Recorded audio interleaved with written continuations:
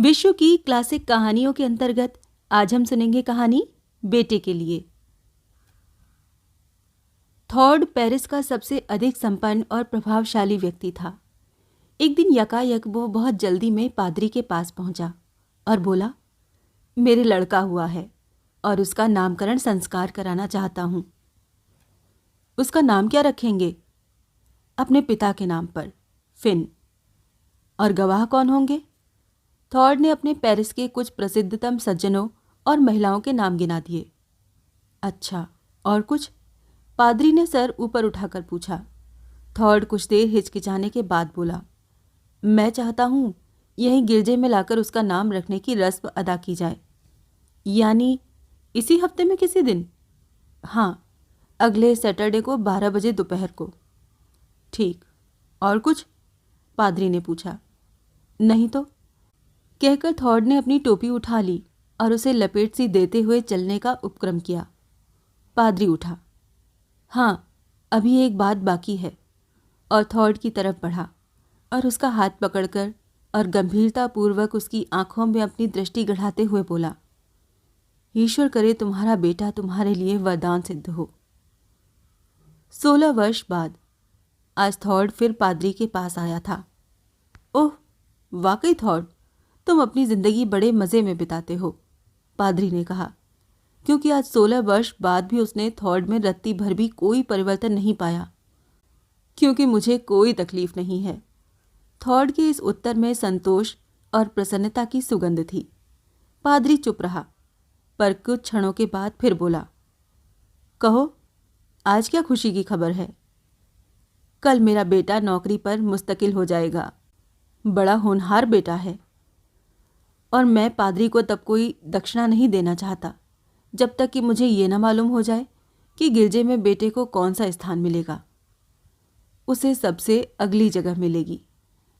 अच्छा, तो फिर ठीक है, लीजिए ये $10। और कुछ मेरे योग्य सेवा? पादरी ने डॉलर लेकर थॉर्ड की तरफ टकटकी लगाकर पूछा।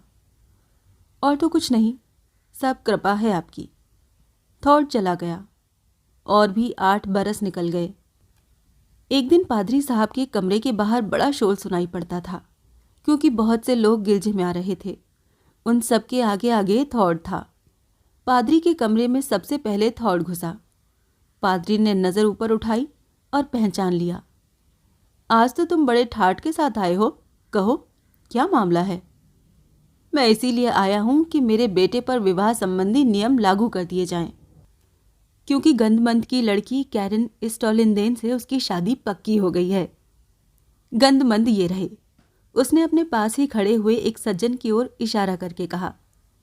ओह, तब तो वो इस पेरिस की सबसे धनी लड़की है। सुनता तो हूं, थॉर्ड ने हाथ से सर के बाल ऊपर करते हुए कहा। कुछ देर तक पादरी चुप बैठा रहा, जैसे गहरे विचार में तल्लीन हो।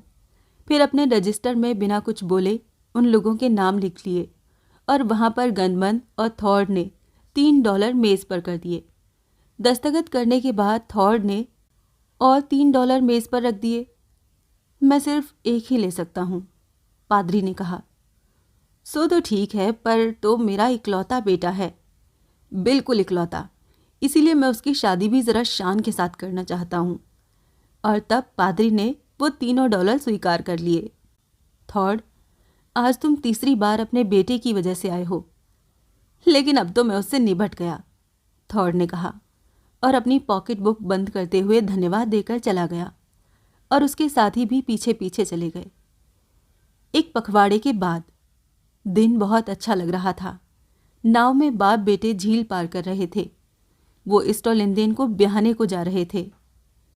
अरे, ये जगह तो खतरनाक है, फिन से अपनी सीट को सीधा करने के लिए उस पर से उठते हुए थॉर्ड ने कहा।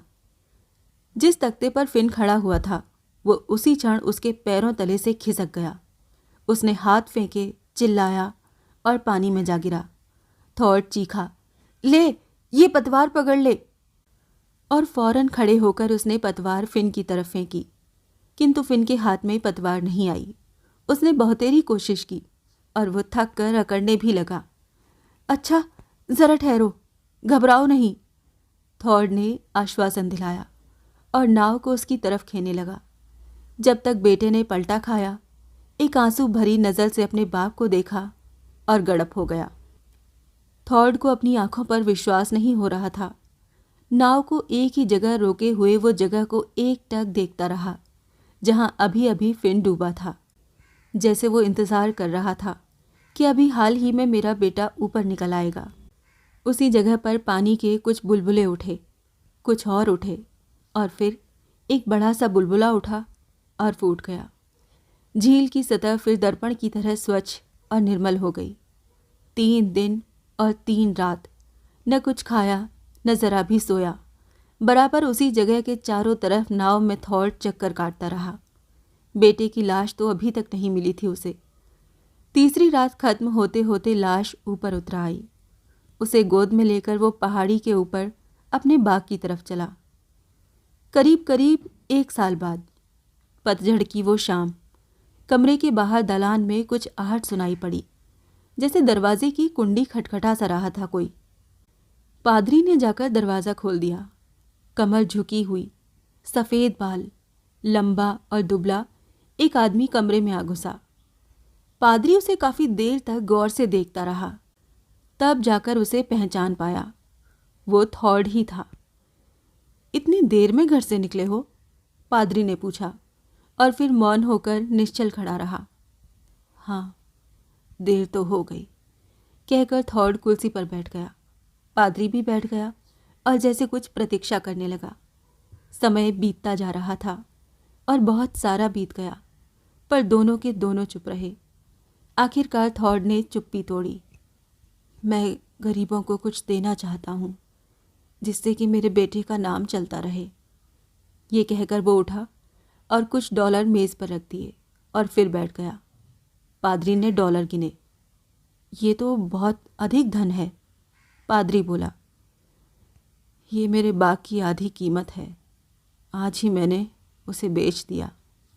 फिर बहुत देर तक मौन बैठे रहने के बाद पादरी ने बड़ी विनम्रतापूर्वक कहा, तो फिर अब क्या करने का इरादा है?